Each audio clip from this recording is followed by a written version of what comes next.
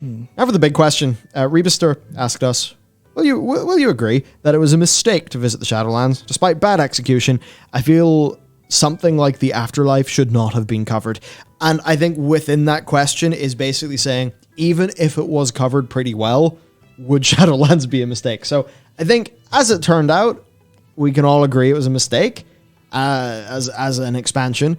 As a story, I think we can all extremely agree that the story of Shadowlands just made everything else in the Warcraft universe worse, right? I mean, a character dies in the new expansion. You know where they go. You know what happens. Not just in a, oh, well, I believe in God, so I believe this is going to happen. No, this is a, I gave the Golden Butter Boy his new crown, and he is going to sort them into one of these realms. And then they're going to live out a bizarre life, and maybe they will get turned into fertilizer. And that's death. So, from sheer just that, yes, it was a mistake to visit the Shadowlands. They can never undo what they've done, and it is completely damaged. Severely damaged. All stakes in the entire setting. It's actually hard to fathom how much of a colossal, fundamental, foundational narrative fuck-up Shadowlands is. The only way that they could fix this is to say that all of that stuff in the Shadowlands was just created, right? It was, created by the old firstist, whatever, boys from long ago in the before times. They just say it was made by them, which, I mean, is basically what they were saying. And I guess they just have to turn it off and destroy the whole thing, or something like that, so the death can actually function as death. So, if you believe in the light strong enough, maybe light does something with your death. That's the only way that they could maybe undo this. But yeah, as far as I'm concerned, you're right. It was a mistake. It's not only was the journey shit and the destination shit, but what we learned along the way has made everything before and after that journey worse. It's actually hard to put into words how much undermining death itself in your setting is damaging. Yeah. There's barely words. It's hilarious. Yeah, whenever there's no words, I like to use examples, right? Crusader Bridenbrad. Don't do this to me. That quest line's fucking pointless. It's still at some point because, the it's lights... probably carrying. Because the light's involved in some capacity. But then you don't think about it as, oh, Crusader Bridenbrad, he's been saved from this tremendous torment of being undead for his valor, his heroism. The good force of light has taken him to safety. Beautiful, wonderful moment. Really happy I did that.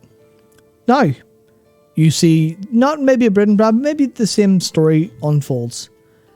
And you're not going, oh, it's a classical story of redemption at the point of death through to, the Deus Ex Machina kind of saving thing.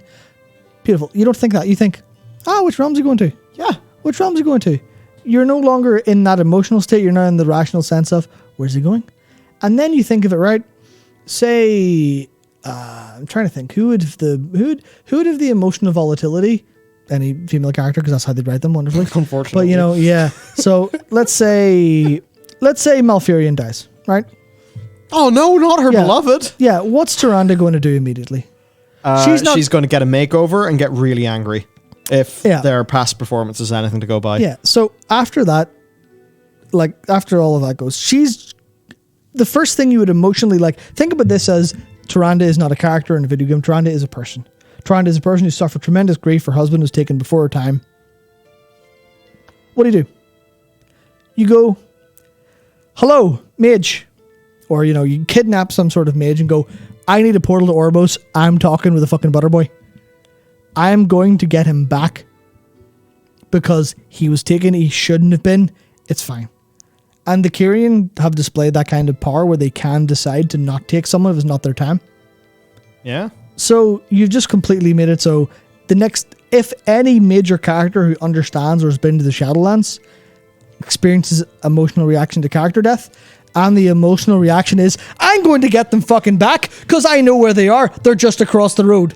We can take a portal to them. We can say, to Pelagos, listen, we will fuck this whole thing up if you don't give us our mate Yeah, back. so for Toronto, it would just turn into, sorry, your husband's in another forest. You've got to go and get him. Or else they'll use him as fertilizer. And yeah, it's like if Alex Straza dies.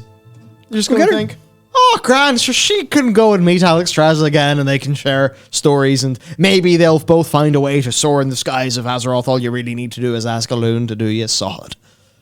Yeah. Holy shit, Blizzard, you got to back out of this shit ASAP. You've got to get a way to canonically shut the Shadowlands off so that no one can ever go there ever again.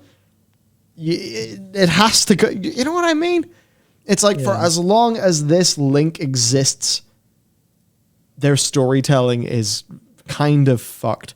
Not that like all storytelling has got to be about a character dying. There is another MMORPG where maybe people get defeated in a big way and, you know, maybe you sort of hear from them again later and it actually works very well. But as like the base condition, it just can't continue.